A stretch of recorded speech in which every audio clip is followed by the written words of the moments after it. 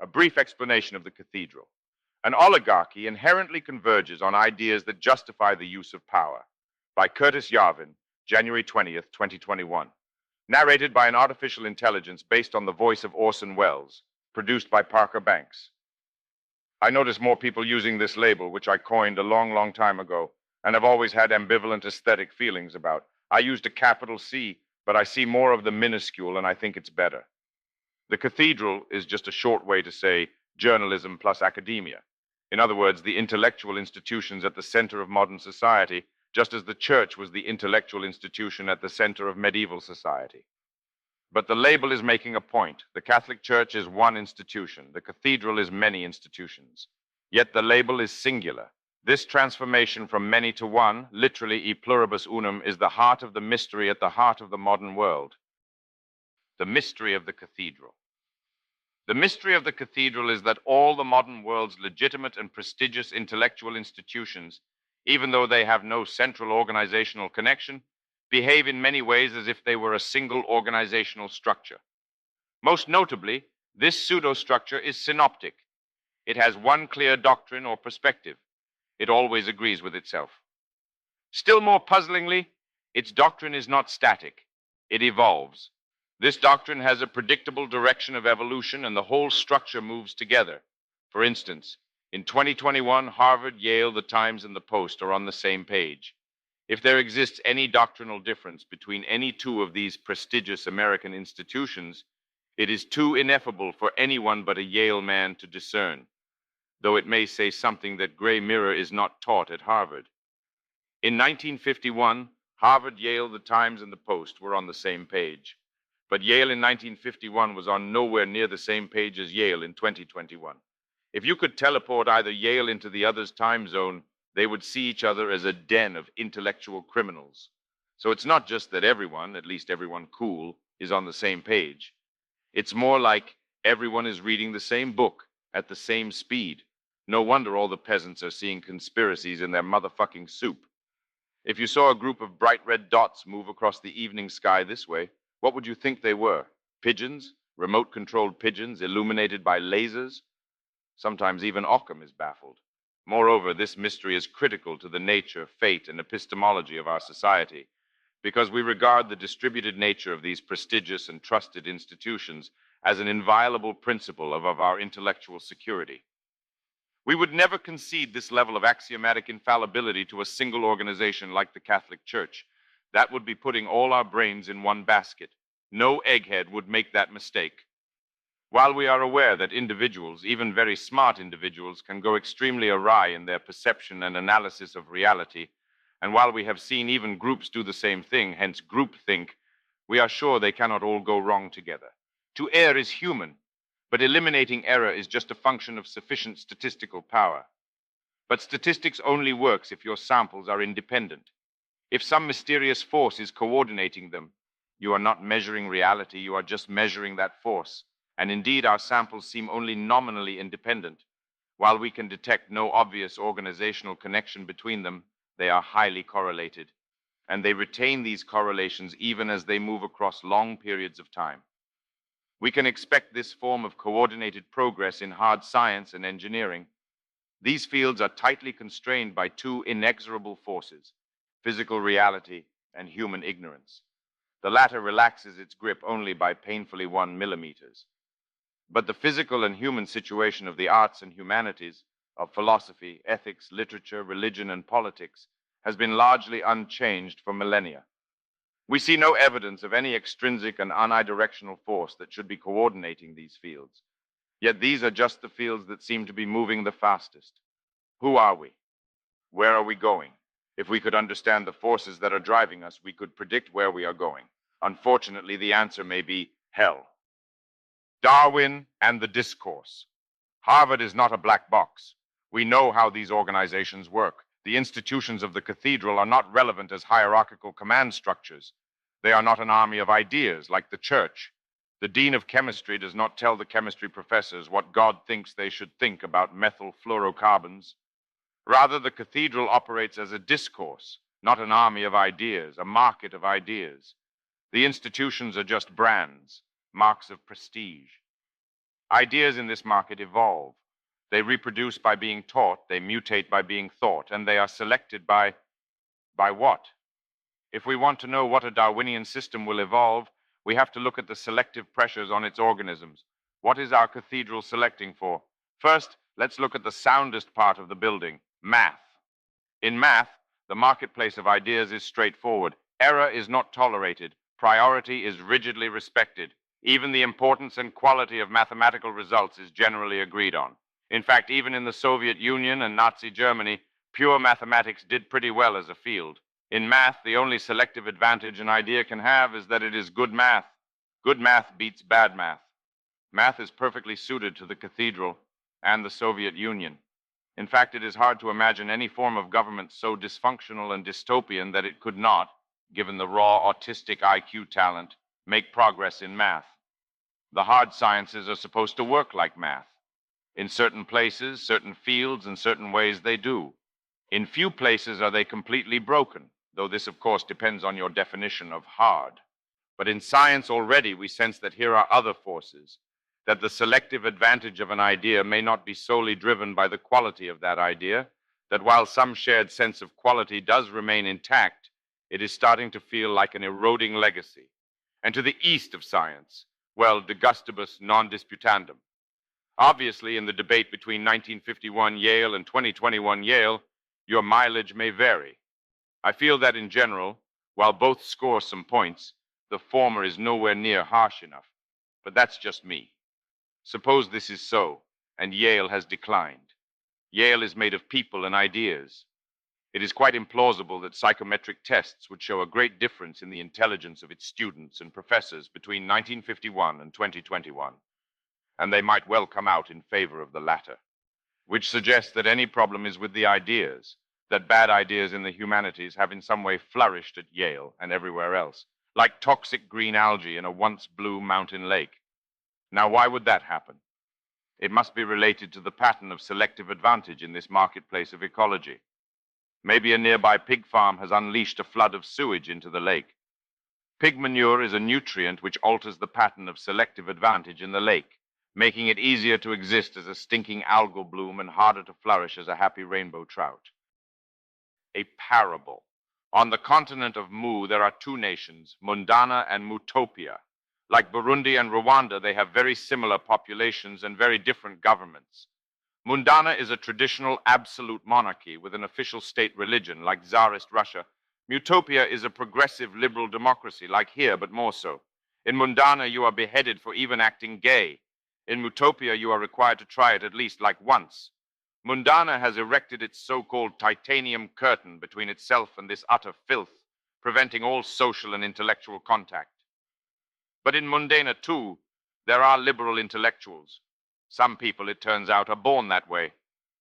These free thinkers are, of course, hunted by the Tsar's secret police and must use funky encrypted internet stuff to live, breathe, think, shitpost, and make gay bondage dates. Whereas Mutopia, of course, is run by liberal intellectuals. To be precise, Mutopia is governed by a permanent administrative state which implements policies designed by liberal professors at prestigious institutions and supervised by liberal journalists at prestigious institutions. These are hard gigs to get and great gigs to have. And no one need supervise the professors and journalists. They are self-watching watchmen. Nice. Now, which liberal intellectuals do you think will have better ideas pound for pound? Remember that the mundane and intellectuals can't hear what the Mutopians are saying or vice versa. These are two entirely separate marketplaces of ideas. Your intuitive answer is that you'll get better, more premium content from mundane and dissidents than Mutopian professors. Let's look at why you're right. Selective advantage of dominant ideas. The sewage that is polluting the lake is sovereignty. The dissidents have better ideas than the professors because the professors have sovereignty and the dissidents don't. The professors and journalists have sovereignty because final decisions are entrusted to them and there is no power above them. Only professors can formulate policy, that is, set government strategy. Only journalists can hold government accountable, that is, manage government tactics. Strategy plus tactics equals control. The dissidents do not have sovereignty because neither the Tsar nor the Church cares what they think. These powers do care that they think, and their only wish is for this thinking to cease. Furthermore, they know just where to make the incision. Dissidents have no good reason to think at all, so it doesn't matter at all what they're thinking. So in the furtive, candle-lit garrets of dissident Mundana, the ideas that win are just the best ideas. The intellectuals that win are just the best thinkers. In Mundana, the only selective advantage an idea can have is its mere truth and or beauty. The life of a mundane dissident is terrible, but diamond hard and extremely pure. Whereas in the lecture halls and newsrooms of Mutopia, there is a market for dominant ideas. A dominant idea is an idea that validates the use of power. Such an idea will enjoy a selective tailwind in the Mutopian market. And there is no market for recessive ideas. A recessive idea is an idea that invalidates power or its use. Such an idea will fight a selective headwind in the Mutopian market. Neither of these distorting evolutionary effects appears among mundane dissidents. Consider the problem of climate change. There are two responses to this problem: action or inaction. Action requires power, and a lot of it, because it has to redirect about like 10 to the power of $14 worth of economic activity. Ain't no thing. The idea of climate alarmism corresponds to action. The idea of climate denialism corresponds to inaction. Without knowing which side is right, we can observe that alarmism is a dominant idea, whereas denialism is a recessive idea. It is not hard to see why, in the lecture halls and newsrooms, dominant ideas tend to outcompete recessive ideas. A dominant idea is an idea that tends to benefit you and your friends. A dominant idea will be especially popular with your friends and former students in the civil service because it gives them more work and more power. And a recessive idea, of course, is the opposite of all these things. A climate scientist who holds the recessive idea of climate denialism is saying to his colleagues and the whole world, climate science is not important. Is it surprising in the Bayesian sense that a consensus of climate scientists would conclude that climate science matters? None of this analysis tells us whether the dominant idea or the recessive idea is good. What it tells is that the Mutopian Cathedral cannot tell us, because its marketplace of ideas will always select for the dominant idea.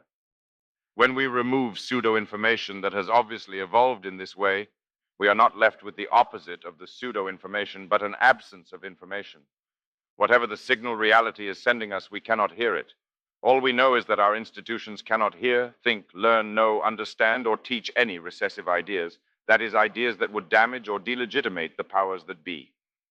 This mass brain damage to the public mind is curiously replicated over in Mundana, whose czar is no less intolerant of seditious, heretical, and subversive misinformation. Why would the czar let some gay atheist newspaper editor curse God, the church, and the whole royal family? What? Has Mundana somehow run short of prison cells? Are all the knout makers on some like knout strike? By God, he will beat the man himself. The czar, whose public mind is a canon, not a discourse, gets almost exactly the same results as the cathedral by the exact opposite methods. The czar punishes deviation from canonical thought. The cathedral rewards conformity with dominant thought. Of course, stick and carrot are two great tastes that taste great together, but they are both power. It is easy to think that reward and punishment are different things. They are not. They are different ways of getting to the same place, that is, human dominion. The cathedral cannot be repaired. The cathedral can't be repaired for two reasons. The first is that it can't be repaired. Just look at it. The second is that it isn't the problem. Go back to the lake and the sewage. How do you fix the lake? Not by skimming off the algae. Obviously, you need to stop the sewage leak and get rid of the pig farm. Then you can either wait for the lake to purify itself naturally or pump the polluted water out and let the clear blue mountain stream refill the basin. I recommend the latter. In this case, the pig farm is a form of government that leaks power, that inherently wants to outsource responsibility to outside actors. Whenever the government relies on university research for a strategy or policy decision, or makes a decision which is influenced by media reporting or selectively releases information to the media, this trust is leaking sovereignty into the cathedral, which, being outside the government, is about as democratic as Genghis Khan. Why does the government, or more precisely the civil service, leak power? Because it is a bureaucracy, and bureaucracies leak power. It's like asking why a two-stroke engine burns oil, or at least why a diesel engine puffs out soot. In a bureaucracy, decisions at every level are not taken by individuals. They are taken by processes. All work is according to process. Managers in a bureaucracy are not bosses. They are exception handlers. The fundamental rule of success as a bureaucrat is that while it is important to get credit for things that go right, everyone in the process will get credit. It is essential to avoid blame for things that go wrong. Fortunately, decision by process spreads and multiplies the thrill of success, while it diffuses and dilutes the sorrow of failure. But if he can export accountability and responsibility outside the government itself, the bureaucrat feels like he is dumping this toxic waste in the deep ocean or in a blue mountain lake. What pig farmer wants a lagoon full of manure on his farm? Even the pigs hate that smell, and that's why the Mutopian bureaucracy leaks power, as does every other bureaucracy, perhaps unless it's brand new, and this is why you can't fix it. An organization which focuses responsibility toward the top without leaking is an organization structured like an army or a corporation. In this form of organization, used by almost everything that isn't a government, your manager actually is your boss. Final authority and responsibility lands on one person. This form of government, the form that doesn't leak power, has a name. It is called a monarchy. The form of government currently used by Mutopia also has a name. It is a bureaucracy, which is one kind of oligarchy. Deep state, if you absolutely must. So the difference between our government and a government which is power tight is as basal as it could be. Not like the difference between a goat and a gazelle, like the difference between a gazelle and a chanterelle. There isn't really like a kind of surgery that will turn either of these things into the other. The future of Mu. So Mutopia's magic 8-ball is broken, and it can't be fixed. Its government is making decisions that are not just random, but actively perverse and self-destructive, because its brain is the cathedral, which is structurally biased toward these dominant ideas, many but not all of which are just plain bad ideas. No wonder Mutopia is such a hot mess. But then again, Mundana is a hot mess too. Its government, which is also totally unaccountable, is also making perverse, destructive decisions, because the Tsar is getting senile. His syphilis is starting to kick in too. Fortunately, just after the above parable was taken, things really turned around in Mu. In both countries, the peasants revolted, and as in almost no peasant rebellion ever, things miraculously turned out well. What happened in Mundana? What happened in Mundana? The peasants revolted. With the collective rationality we often, or at least sometimes, see in peasants, they realized the following facts. First, their government sucked. The Tsar was creepy, incompetent, and sadistic. His son, the Tsarevich, was a junkie, a rumored pedophile, and a known hemophiliac. Second, there was a responsible elite which could staff a new form of government. This new form is a constitutional monarchy in which the monarch is actually a joke, a stuffed shirt with a crown on top. The real power now belongs to the intellectual underground which survived the Tsar's persecutions. Therefore, these rational peasants used the power of democracy, which is irresistible but unstable, to depose their old monarchy and install a new oligarchy. This is the right way to use democracy, one political force which is never an end but always a means. Real power in the new regime is held by the new civil service, staffed, of course, by the dissidents against the old regime. Any evidence of having been persecuted by the Tsarist secret police is now a badge of honor, which entitles you to various distinctions, privileges, and job opportunities. Save those hit piece clippings, dissidents. One day, they may well become your receipts. This new system of government works extremely well because the new ruling class is extremely well selected. It consists of people who are ready to sacrifice everything to preserve both their sanity and their dignity. Such types make the best statesmen, and the ideas of the mundane and dissident we know are evolved for nothing but cold truth. So the new free Mundana is run by its unbiased liberal intellectuals. Things are looking up in Mundana, and they'll keep getting better for a while. What happened in Mutopia? What happened in Mutopia? The peasants revolted.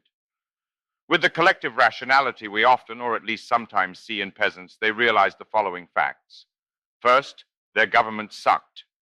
Both the cathedral and the civil service were insanely obsessed with race because race war is a dominant idea.